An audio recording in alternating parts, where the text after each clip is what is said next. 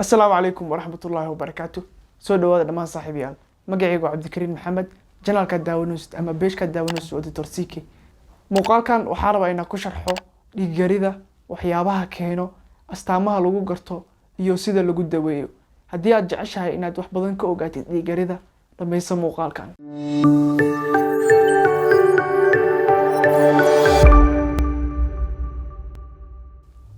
Inta aan bilaabin waxa ay tahay dhiig-yarida iyo waxyaabaha keeno, waxaan rabaa marka hore inaan isla fahanno waxyaabaha uu dhiiggeenu ka kooban yahay. Sida caadiga ah dhiiggeenu wuxuu ka kooban yahay laba qaybood. Qayb dareere ah oo loo yaqaan plasma. Qaybtaas dareeraha ah waxay samaysaa 55% oo dhiig ah. Qaybta labaad uu dhiiggeenu ka kooban yahay waa unugyo. Unugyadaasi waxay iskugu jiraan unugyada cascas, unugyada cadcad iyo unugyadii joojin lahayd dhiig-baxa markuu imaado. Unugyada cadcad waxaa loo yaqaanaa white blood cells, WBC ayaan loo soo gaabiyaa. Unugyada cascas oo ah kuwa ugu badan ee dhiiggeenu ku jiro waxaa loo yaqaanaa red blood cells, waxaan loo soo gaabiyaa RBC. Unugyada cascas waxay sameeyaan 45% dhiiggeena. Marka waa unugyada ugu badan ama wax ugu badan ee dhiiggeena sameeya. Marka guud ahaan dhiiggeenu wuxuu ka kooban yahay labadaas qaybood. Qayb dareere ah oo loo yaqaan plasma iyo qayb unugyo ah oo isugu jiro unugyadan soo sharaxnay. Haddaba waa maxay dhiig-yarida oo loo yaqaan anemia? Dhiig-yarida wax kale ma ahan, waa xaalad dhacdo markii dhiigga jirkeena uu ku yaraado unugyada cascas ama wax loo yaqaan red blood cells. Unugyadaas cascas sida caadiga ah jirkeena waxay nooga qabtaan ama waxay noo qaadaan oxygen-ta. Oxygen-ta ayay geeyaan xubnaha kala duwan ee jirkeena uu leeyahay sidii shaqada ugu qabato xubintaasi. Haddaba waa maxay calaamadaha lagu garto qofka leh anemiyada ama qofka leh dhiig-yarida? Calaamada koowaad ee lagu garan karo qofka leh dhiig-yaraanta waxaa ka mid ah qofka inuu dareemo daal fara badan iyo caajis badan. Number 2, qofka waxaa lagu arki karaa inay hurdada ay ka yaraato ama gabi ahaanba inay hurdada ay ka tagto. Number 3, qofka waxaa lagu arki karaa madax xanuun, gaar ahaan madax xanuun xilliga habeenkii ah. Number 4, qofka inay ku yaraato neef qaadashada. Saan soo sheegnay unugyada cascas ee jirkeena waxay noo qaadaan oxygen-ta. Marka qofku wuxuu isku arki karaa inay ku adkaato neef qaadashada. Sidoo kale number 5, qofku wuxuu isku arki karaa lugihiisa iyo gacmihiisa qabow zaa'id ah inay noqdaan. Sidaan wada ognaanay kuleelka ama diirimaada jirkeena waxaa siiyo dhiigga ama qulqulka dhiigga ayaa kuleelka jirka u keeno. Marka qofka haddii dhiig la'aan ay ku dhacdo wuxuu isku arki karaa in gacmihiisa iyo lugihiisa inay qabow zaa'id ah noqdaan. Sidoo kale qofku wuxuu isku arki karaa in ishiisa qaybta hoose ay kalar la'aan noqoto ama gabi ahaanba inay kalar ka tagto. Astaantan hadda sheegayno waa astaanta ugu muhiimsan ama astaanta ugu badan ee lagu garto dhiig la'aanta.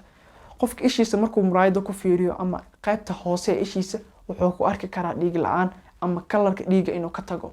Haddaba maxaa sababo ama maxaa keena dhiig la'aanta? Waxyaabaha keena dhiig la'aanta waxa uu kala qaybi doonaa ilaa dhowr qaybood. Number 1, dhiig la'aanta waxaa keeni karo dhiig-bax zaa'id ah. Markuu jirkaada uu lumiyo xaddi badan oo dhiig ah, dhiiggaaga hoos ayuu u dhacayaa.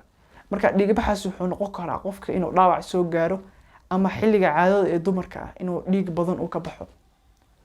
Sidoo kale waxyaabaha keeni kara dhiig-yaraanta waxaa ka mid ah number 2, cudurro. Cudurradaasi waxay noqon karaan cudurrada ku dhaca dhiiggeena. Inta ugu badan cudurrada ku dhaca habdhiska dhiig wareega ayaa keena dhiig-yaraanta. Cudurrada keena dhiig-yaraanta waxaa ka mid ah cudurka loo yaqaan sickle cell anemia. Cudurkan wuxuu ku dhacaa dhiigga, gaar ahaan unugyada cascas ee dhiigga.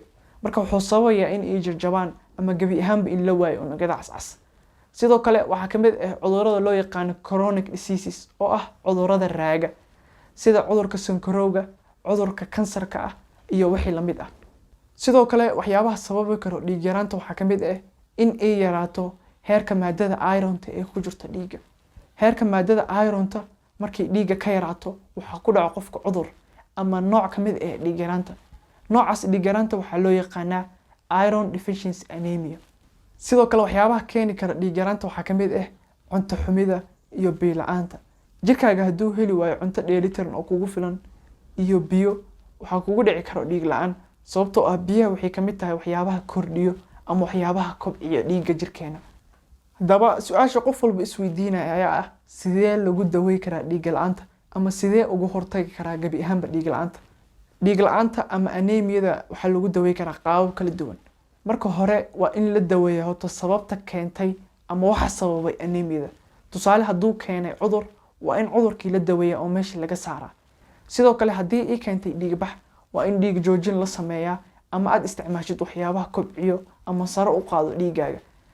Sidoo kale waxaa lagu daweey karaa dhiig yaraanta inaad cuntid cuntada ay ku badan tahay maadada ironta, gaar ahaan khudaarta iyo fruitiska oo ah miraha. Sidoo kale waxaa ku daweey kartaa inaad isticmaashid ama aad cabtid maalintii biyo kugu filan. Tusaale inaad isticmaashid 3 ilaa 5 litir maalintii inaad cabtid oo biyo ah. Sidoo kale waa inaad isticmaashaa maadada ironta ah ayadoo diyaarsan ayaa inta badan farmasiyasha laga helaa, waad isticmaali kartaa. Iyo sidoo kale fitamiinada diyaarsan. Fitamiinadaas waxaa kamid ah fitamiinka loo yaqaano B12. marka guud ahaan haddaa isticmaashid maadada aan soo sheegnay ironta iyo fitamiinka waxay sare u qaadi karaan unugyada cascas ee dhiigga ku jiro. Sidoo kale dhiig la'aanta waxaa lagu daweey karaa qofka in dhiig lagu shubo dhiig u eg. Tusaale qofka haddii nooc dhiiggiisa uu yahay A, in lagu shubo nooca dhiiggiisa A, sidaas silsila la mid ah. Haddaba inta qodob ee aan soo sheegay ayaa inta badan lagu daweeyaa dhiig yaraanta. Ugu dambeyntii, haddii aad isku aragtay astaamaha aan ku xusay muuqaalkan, waxaan kugula talin lahaa inaad u tagtid dhakhtarka kugu dhow si loo baaro loona hubiyo nooca dhiig yarida ee ku hayso, si fududna loo daweeyo. Anigoo kaaga mahadcelinayo daawashada muuqaalkan, waxaan kuu rajaynayaa khayr iyo caafimaad. Asalaamu calaykum waraxmatullaahi wabarakaatuh.